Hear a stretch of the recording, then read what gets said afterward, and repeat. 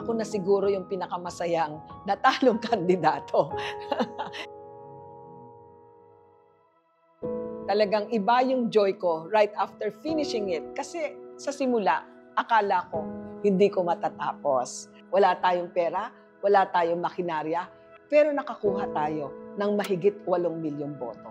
Kung minsan parang imposible, pero kaya pala kung tulong-tulong, kung sama-sama, di ba?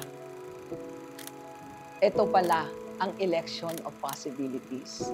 Possible palang tumakbo ng walang masyadong pera. Biro ka, Ika, wala kang tarpaulin masyado, no? Wala kang maliliking billboard, pero tinalo mo yung maraming billboard at maraming tarpaulin. Meron pang incumbent, di ba? Meron pang kilalang-kilalang pangalan. Number 45! Lumaban sa korupsyon! Martin Mendoza!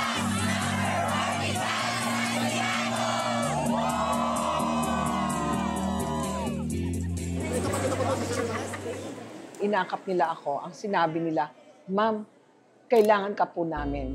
Naniniwala kami sa iyo.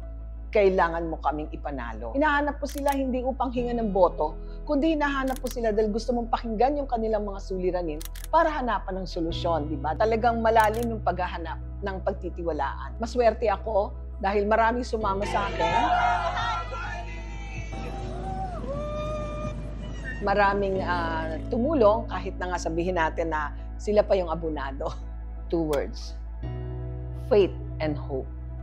Yung faith, yung pananampalataya sa Diyos, pananampalataya sa bayan, pananampalataya sa bawat Pilipino. Na hindi totoong wala na tayong moralidad at wala tayong dignidad. Hope, because the entire campaign, kung tayo man ay nakagastos lang ng 2.5, pero nakakuha tayo ng mahigit 8 milyong boto. Kasi ang pag-asa naman walang kulay.